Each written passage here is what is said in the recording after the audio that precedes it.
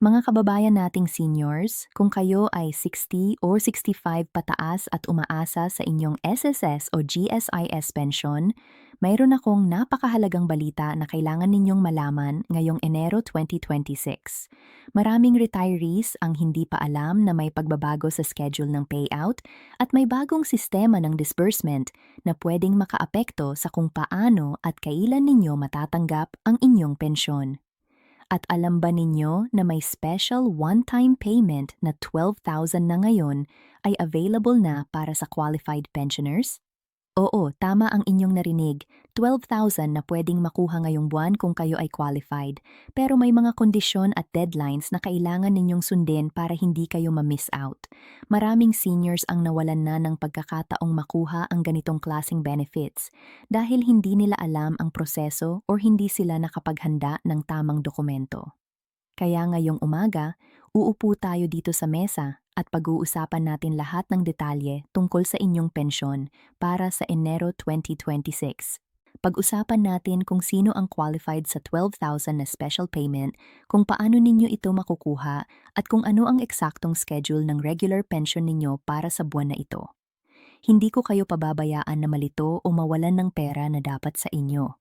Kaya makinig kayo ng mabuti at kung kailangan, itala ninyo ang mga importanteng detalye na ating pag-uusapan. Magsimula tayo sa pinakamahalagang tanong na nasa isip ninyo ngayon. Ano ba talaga ang 12,000 na one-time payment na ito at sino ang qualified? Ang special payment na ito ay bahagi ng Social Pension Program na in-expand ng gobyerno para sa mga senior citizens na tumatanggap ng SSS o GSIS pension pero ang kanilang monthly pension ay hindi umabot sa certain threshold. Kung ang inyong monthly pension mula sa SSS ay mas mababa sa 5,000 o kung kayo ay GSIS pensioner na ang basic pension ay mas mababa sa 6,500, mayroon kayong pagkakataong makakuha ng supplementary payment na ito. Pero tandaan, hindi ito automatic na ibibigay. Kailangan ninyong mag-apply at mag-submit ng requirements. Maraming seniors ang nag-a-assume na dahil sila ay pensioner na, automatic silang qualified sa lahat ng benefits. Pero hindi ganun ang sistema. Ang gobyerno ay nag-require ng verification para matiyak na talagang nangangailangan ang mga tatanggap ng additional assistance. Kaya kung kayo ay nasa kategoriyang ito, kailangan ninyong pumunta sa pinakamalapit na SSS o GSIS branch ninyo at mag-inquire tungkol sa application process para sa supplementary payment. Dalhin ninyo ang inyong valid ID, pension ID or UMID card kung mayroon kayo at proof of your current monthly pension amount. May mga branch na nag-require din ng updated barangay certificate or certificate of indigency kung kayo ay mababa talaga ang kita, kaya mas maganda kung prepared kayo. Ngayon, pag-usapan naman natin ang regular pension schedule para sa Enero 2026. Para sa SSS pensioners, ang crediting ng pension sa inyong ATM o bank account ay nagsimula na noong Enero 3, 2026 para sa mga may bank accounts na naka-enroll sa direct deposit.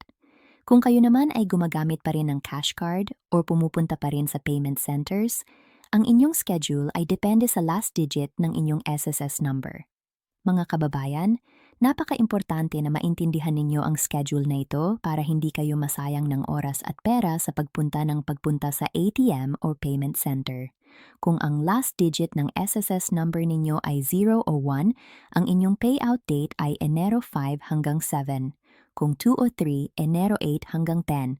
Kung 4 o 5, Enero 11 hanggang 13. Kung 6 o 7, Enero 14 hanggang 16. At kung 8 o 9, Enero 17 hanggang 19. Ito ay maganda dahil hindi na lahat kayo sabay-sabay pumipila at mas organized na ang sistema compared noong mga nakaraang taon na pila dito, pila doon, at minsan ubos pa ang pera sa ATM dahil sabay-sabay kayong lahat.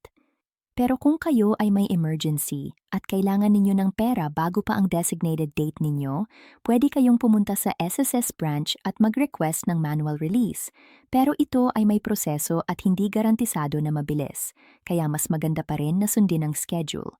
Para naman sa GSIS pensioners, medyo kakaiba ang sistema ninyo. Ang GSIS ay nag-credit ng pension every last working day ng nakaraang buwan para sa susunod na buwan. Ibig sabihin, ang inyong pensyon para sa Enero 2026 ay dapat na credit na noong Disyembre 27, 2024.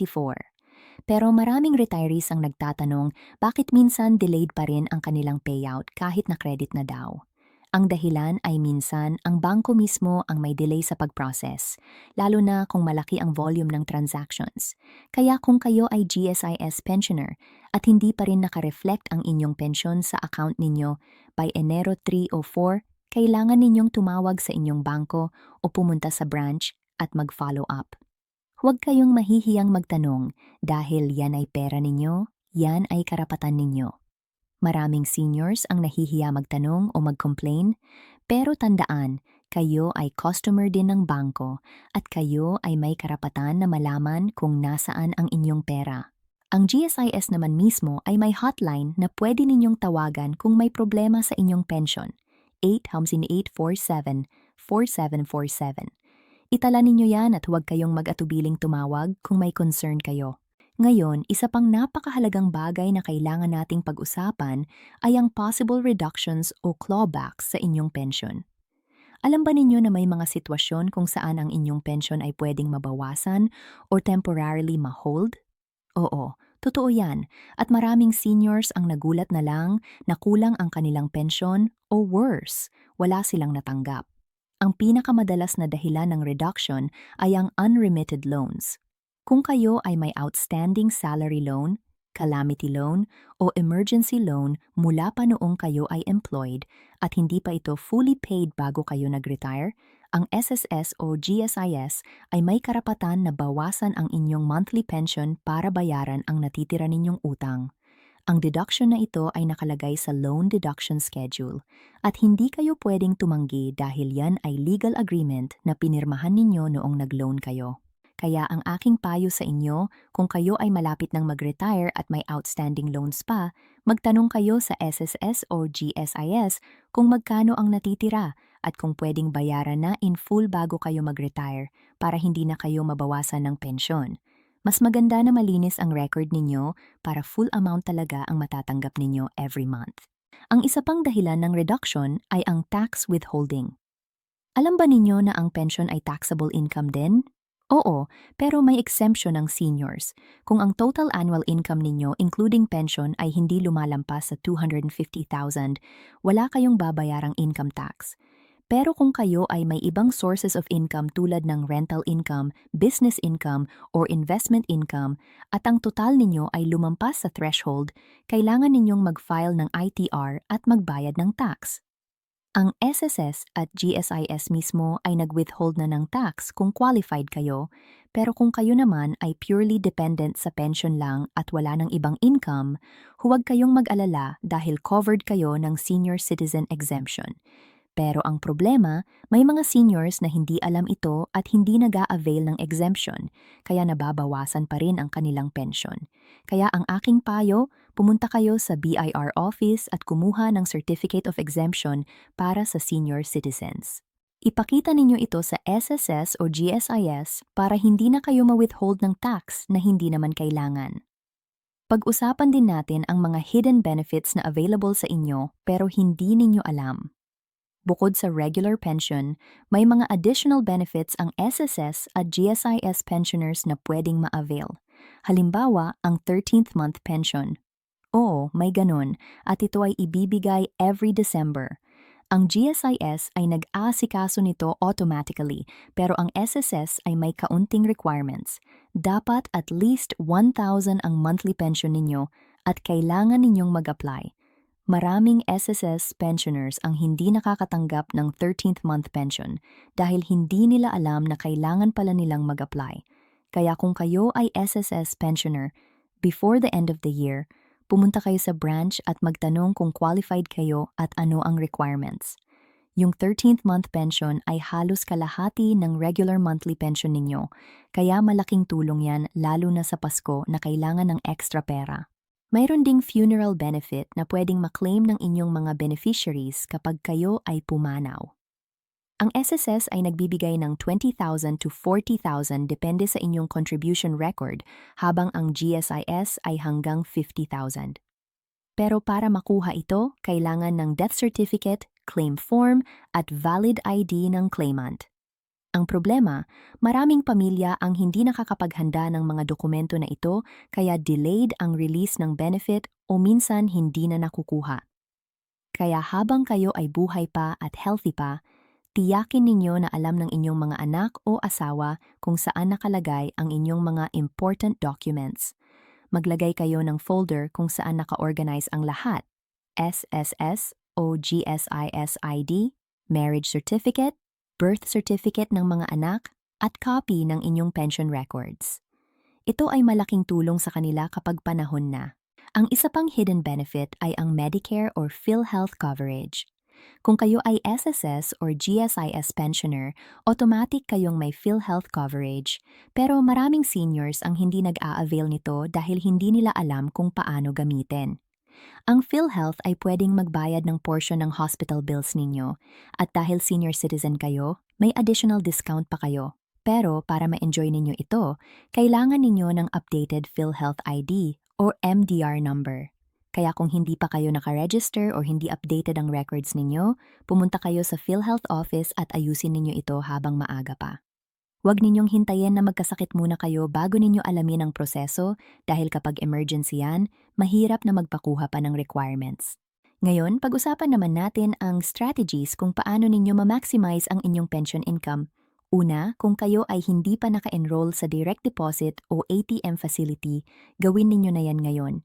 Ang mga pumupunta pa rin sa payment centers ay nag-aaksaya ng pamasahe, oras, at minsan nga ay nabubulsa pa ng ibang tao dahil sa mga scam o hold up. Ang ATM ay mas safe at convenient. Pero tandaan, huwag kayong magbibigay ng PIN ninyo kahit kanino, kahit sa mga kamag-anak ninyo. Maraming kaso ng elder abuse na ang mga anak o apo mismo ang umuubos ng pensyon ng seniors dahil alam nila ang PIN. Kaya ingatan ninyo ang inyong card at PIN. Pangalawa, mag-budget kayo ng maayos. Ang pension ay limited lang, kaya kailangan ninyong i-allocate ng maayos para tumagal buong buwan. Maglaan kayo para sa pagkain, gamot, utilities, at konting emergency fund.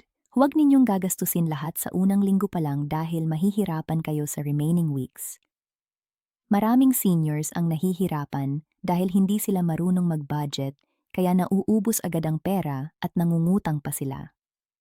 Ang aking payo, gumawa kayo ng simpleng listahan ng gastusin every month at magtabi kayo ng konti para sa emergency. Kahit 500 lang every month, yan ay 6,000 na after 1 year. At pwede na yan pambili ng gamot or pang-emergency. Pangatlo, mag-take advantage ng senior citizen discount. Alam ba ninyo na may 20% discount kayo sa groceries, medicines, restaurants, at maraming iba pang establishments? Pero maraming seniors ang hindi nag-a-avail nito dahil nahihiya silang magtanong o ipakita ang ID. Huwag kayong mahiya, yan ay karapatan ninyo at yan ay batas. Lagi ninyong dalhin ang senior citizen ID ninyo at gamitin ninyo ito every time na bumibili kayo. Yung 20% discount na yan ay malaking tipid, lalo na sa gamot na mahal ngayon. Kung 1,000 ang gamot ninyo, 200 ang matitipid ninyo. Yan ay extra pera na pwede ninyong gamitin sa ibang bagay. At finally, magstay connected sa SSS o GSIS. Mag-check kayo ng inyong records every year, lalo na kung may changes sa batas o benefits.